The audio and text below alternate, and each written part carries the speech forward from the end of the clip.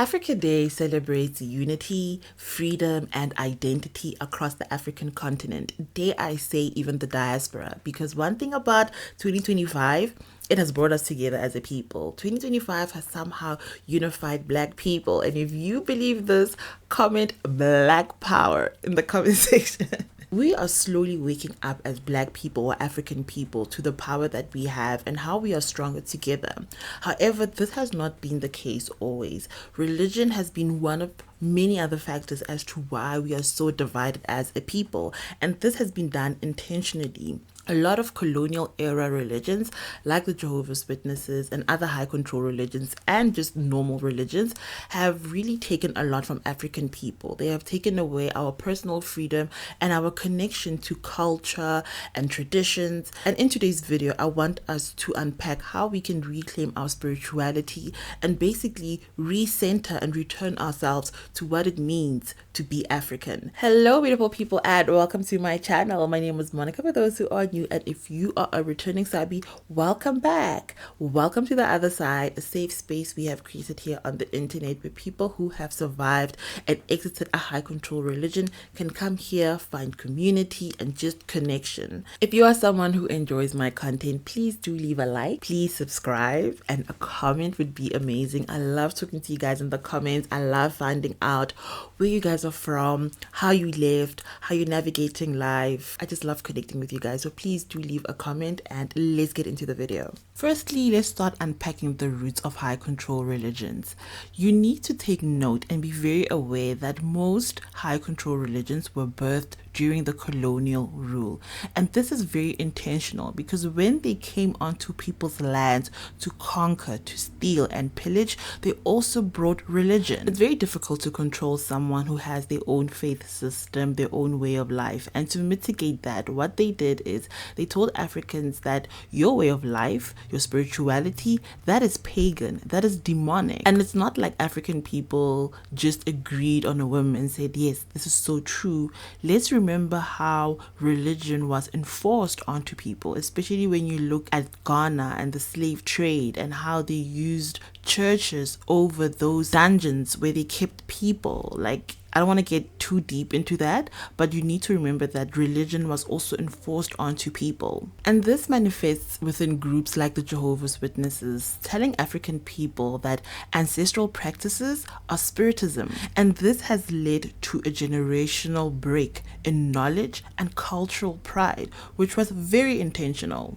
Now, before we unpack how African identities have been suppressed, I think it's important that we also get an understanding of what is colonization, colonialism, and decolonization. Let's unpack that first. Now, firstly, we need to understand that colonization and colonialism are actually two different concepts.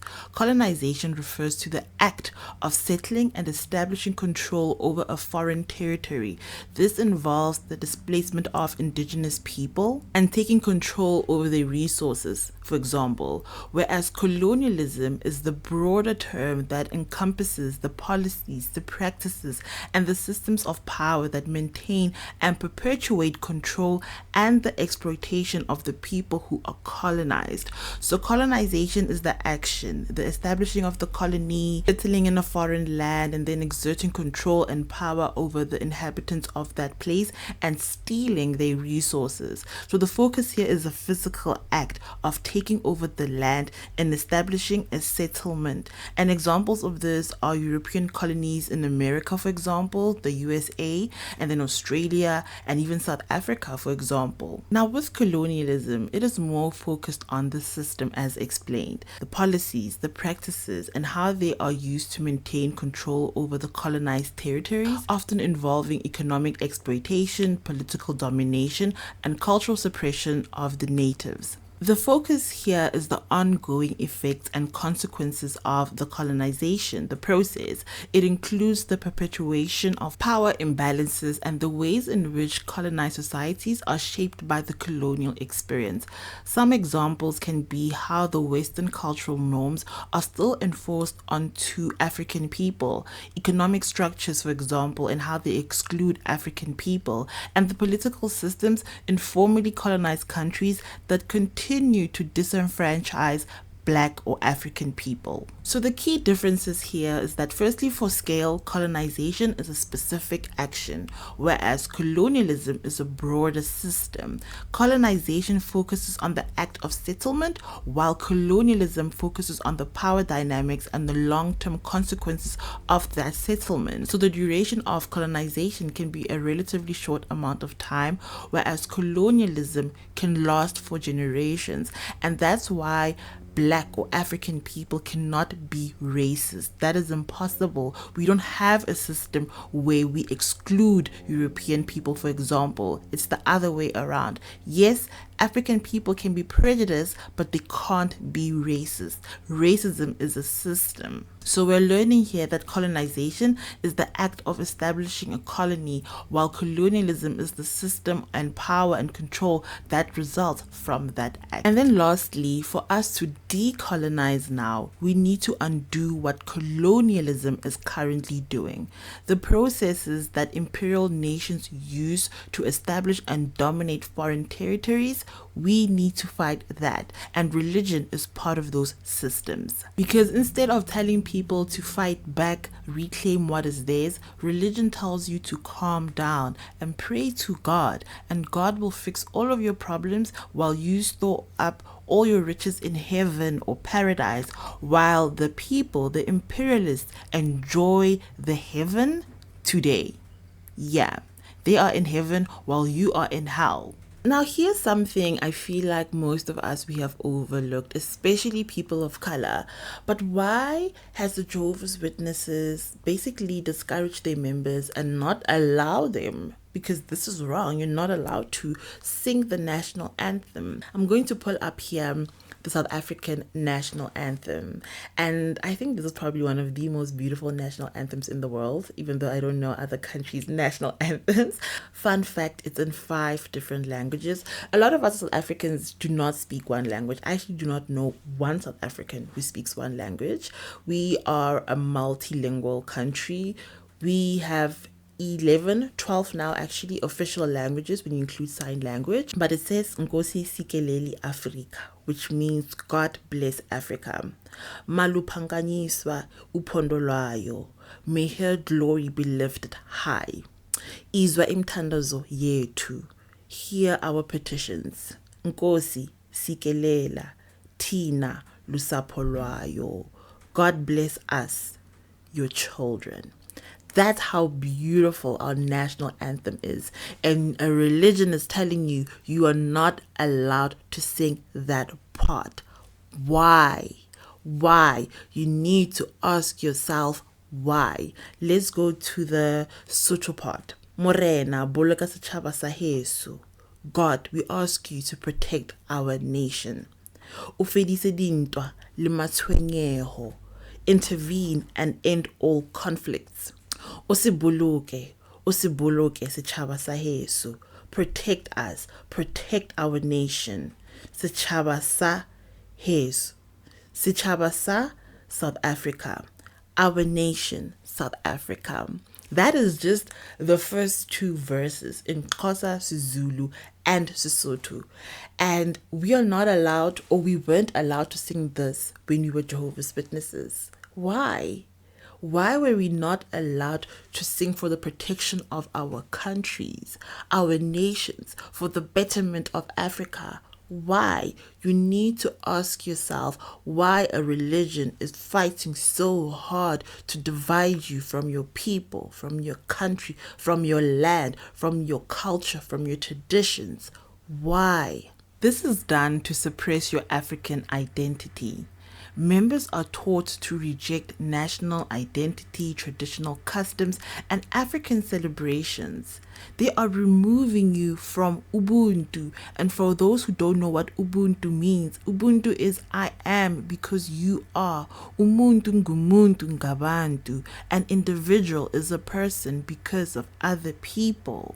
And then they tell you you cannot even do ancestor veneration because they will tell you that you are praying to your ancestors when that is not the case. Life is both physical and spiritual. Things happen on the physical plane and the spiritual plane. Your ancestors that have passed are your spirit guides. They guide you from the other side, the spiritual plane. You don't pray to them, they are not gods, but they have a deeper and more intimate connection to God than you right here on the physical plane. But people don't understand this because they've been so removed from their way of life. Local rituals are demonized. For example, like mentioned, people don't sing the national anthem if they are Jehovah's Witnesses because they cannot do it because the religion says so. They can't even participate in African heritage events. Why, you might ask yourself? Because the goal here is to divide people as much as possible, and not just on a national level like South Africa versus Nigeria,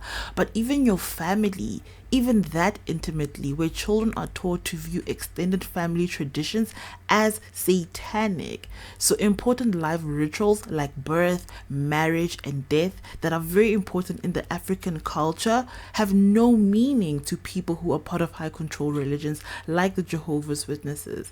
There is nothing as horrible like going to a Jehovah's Witness funeral as a black person. That is the coldest thing you can ever experience. I remember when my father died, it was like we were burying someone we didn't even know because nothing about him was said. And that's what they do. They strip your identity and they create shame around the African identity and divide you further from your family, because if your family knows, okay, you don't participate in our rituals, they are not going to invite you and you are not going to attend. So now you are missing on important life events that are important for your family because of a religion that has told you not to participate. A religion that is only 100 or 200 years, when your traditions, your way of life has been around for thousands and thousands of years. Now, breaking free and reclaiming yourself after a high control religious experience or just religion as a whole, as an African person, this is not just a spiritual process. This is also an emotional and cultural rebirth for you. You are literally rediscovering who you are as a person without the interference of an outside force like religion. And this is the space where you are now going to rediscover yourself, as mentioned, and you're probably going to dabble into African spirituality or whatever resonates with you as an individual. It can be ancestor reverence or even indigenous healing practices. Whatever resonates with you, this is going to be your time to look into it. And I found that many of us, once we start looking more into African spirituality, African practices, indigenous healing, all of these things, and communicating with our ancestors, you are just truly overcome with peace. I don't even want to lie to you.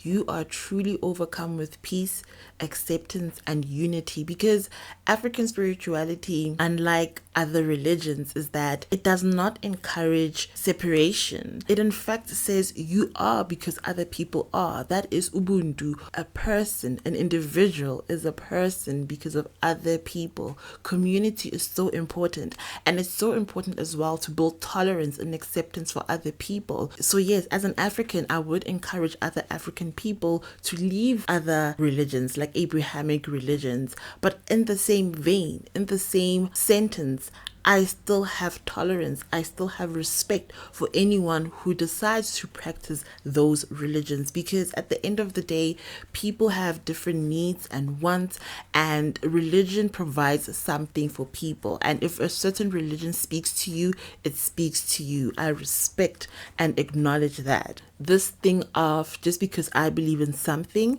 other people need to believe in that too. I do not subscribe to that type of thinking, and African spirituality has truly liberated me from that, because when you come from a high control religion where you were groomed and raised to recruit other people, it's almost second nature to have an expectation for people to have the same belief system as you. But no, we all can't. And that's the beauty of life. Now, a lot of people in the comment section love asking me, okay, Monica, now that you've left, like, what do you actually believe in? What do you practice? And I practice African spirituality. I've always said this in the comment section. For the last, I would say, 2 years, I've really been deep, deep, deep in it. And the thing is with African spirituality is that, firstly, no one can tell you what to believe or how to practice African spirituality. And that's the beauty of it. There are no rules. And it can be very difficult if you are someone who comes from organized religion, because what do you mean there's no rules? What do you believe in? What do you do? Well, that's up to you. African spirituality is an individual experience, an individual journey. So you decide what resonates with you. You decide what you want to practice. You decide how you want to pray, if you want to use tools, if you want to go somewhere to pray. Like, whatever works for you works for you when it comes to African spirituality. There's truly no rules. And I wish I could tell you guys a bit more, but I'm even nervous to share this because I've never shared this with my family or anyone. But on my African spirituality journey, I discovered that I have a spiritual gift, and navigating that was very challenging. But I am like now harnessing it more and more, and it's gotten better. And the way I pray now, it's definitely different to how I used to pray when I was still a Jehovah's Witness. So my relationship with God is definitely more personal and more to do with me and my connection to God, and not necessarily trying to be a certain type of person, but more of accepting myself, the light and the dark side when it comes to Monica, and just working with God and trying to reach my purpose on this planet, and just doing what it is that I need to do, and remembering who I am and what my mission is and what my purpose is. So African spirituality has basically helped me with that. And my gift has just, yeah, played such a pivotal role in that. I have not shared this even with my family. That's why I'm like, ah, because if you don't understand, you don't understand. It's weird. And yeah, man, I can't unpack any further, but the journey has been beautiful. It's been challenging, but liberating, I must say. And leaving a high control religion is very challenging, but being able to now get into African spirituality has just been like a cushion. It has been a safe space, and I've been able to rediscover myself and just live life. Oh my gosh, I feel like I just exposed myself on the internet. And in conclusion, I want to remind you all that Africa Day is a sacred day of us celebrating our identity that is of value, that is important, and should be protected. The process of breaking free from a high control religion or any religion is a brave act. You need to remind yourself of that. And it's very challenging, especially if you have family members who are still practicing that religion. But this is the process of reclaiming your heritage. And remember, on this journey, you are not alone. I am here with you, and you have a whole community right here on the other side. Welcome. Thank you so much for watching, and I will see you on the next video. Bye.